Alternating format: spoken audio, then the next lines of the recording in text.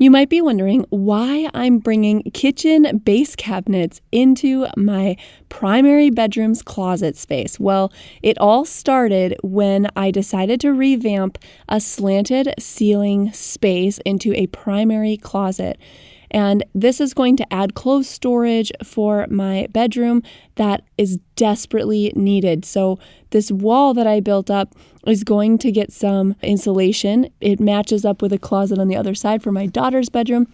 I only had just some insulation to use up, and I didn't think this wall really needed it. So once I stapled that onto the wall studs, I'm going to install drywall.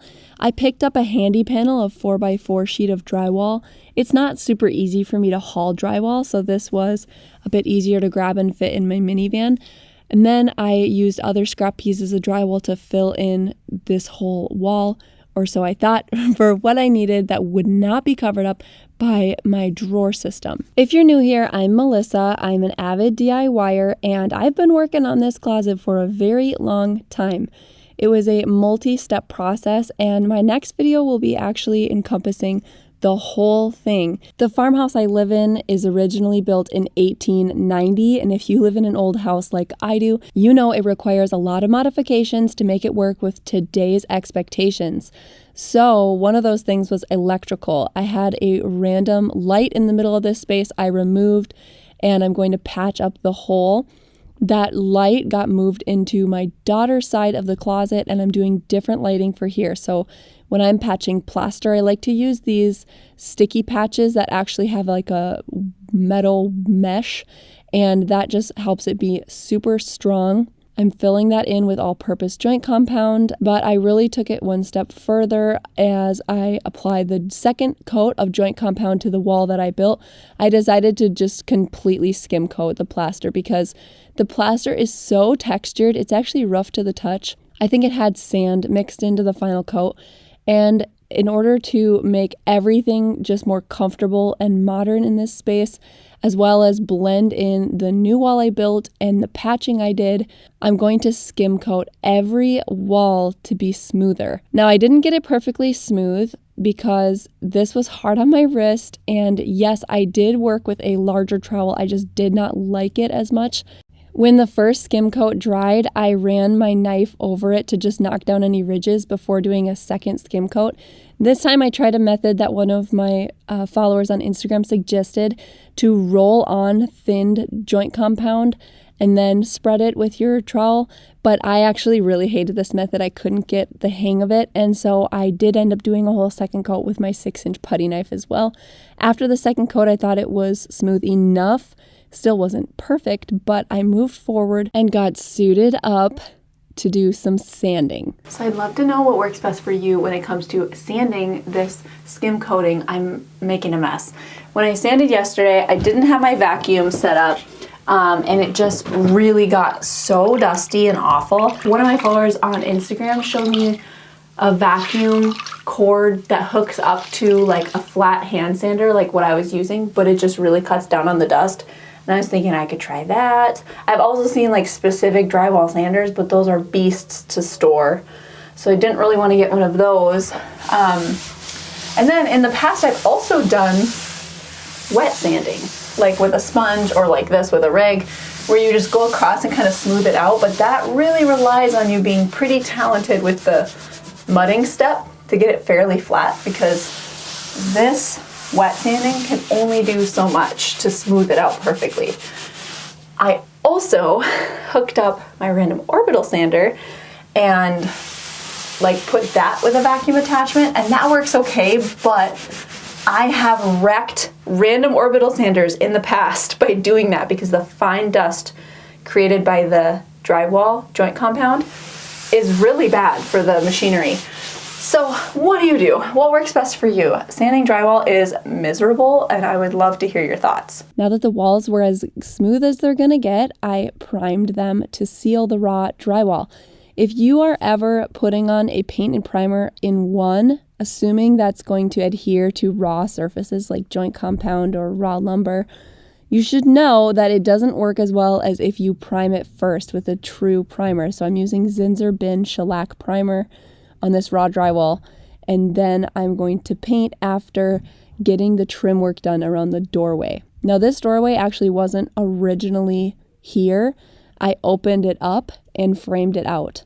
So you can watch that video linked in the cards. The trim that I'm adding is also going to get primed and then painted. As I began painting, I had a little dance party. I was listening to some good tunes. And the first color that I'm putting on the walls here ended up being too peachy pink for me. I hated it. In a space with very little natural light, it just looked bad. So while I pondered what to do about the paint color, I decided to move on to electrical. I want to add an outlet in this closet for power that can control the lighting and would just give us some options for other things. So I'm cutting open into the plaster and lath right here for my outlet receptacle. But here's the thing. On the other side of this wall in my bedroom, I have this weird outlet that's wired to a switch, and I think it once controlled uplighting along the ceiling. So I am actually going to keep the wiring the same. I'm just going to remove that receptacle up top and bring it down to where I want it inside the closet on the other side of the wall. I'm not an electrician, so doing this I knew was okay because I'm keeping the electrical all the same, but I could not fish wire the way an electrician could. I'm embarrassed to admit I needed to cut a pretty big hole by the outlet in order to remove the box, and then I also needed to cut a hole near where the wire goes to the switch because it went through a stud and it was just really, really hard for me to pull through.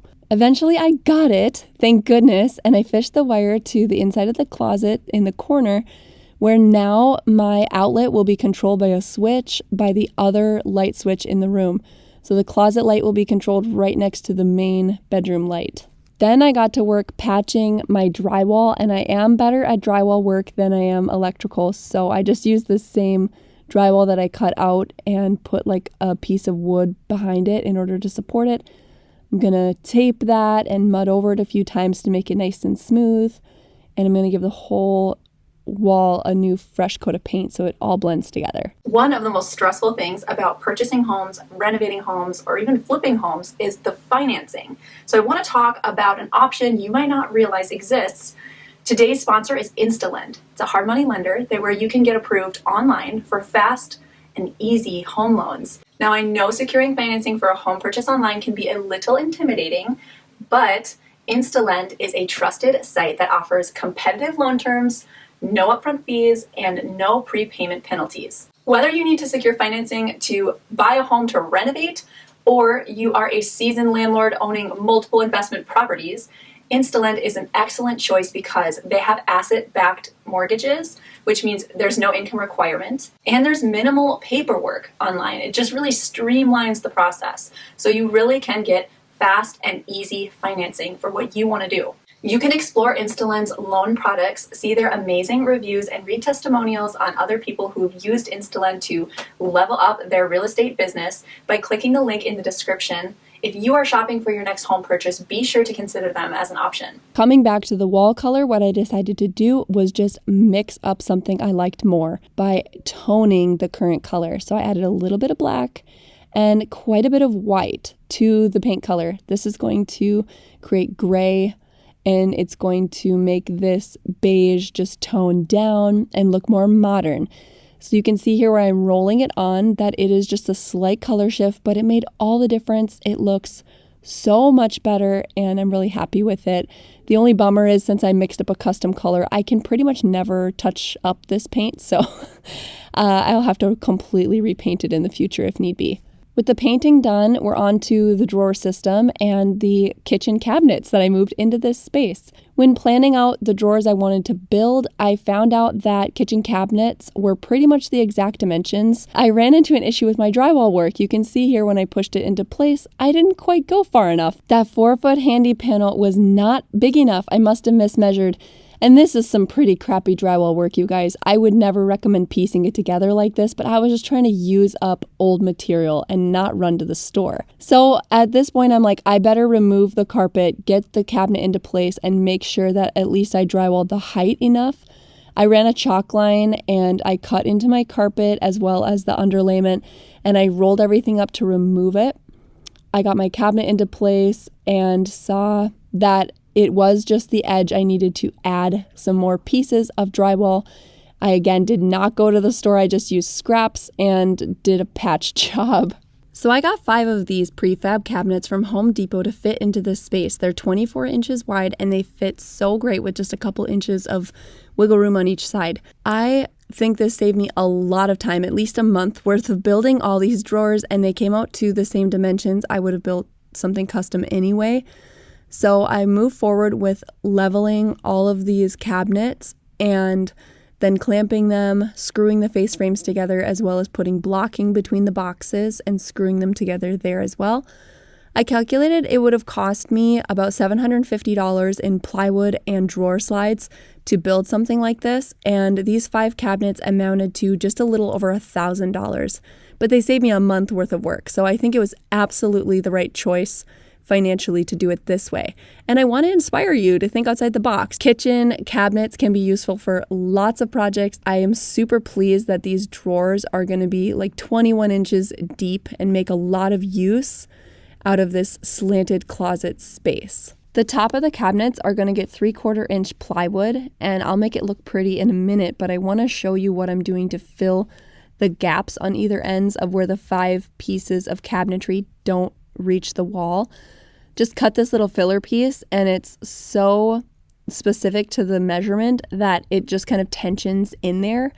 I do nail down from the top on my counter to hold this trim piece in place. At this point, I could really start to see my vision coming together, and so I wanted to install the mirror I got just as like instant gratification.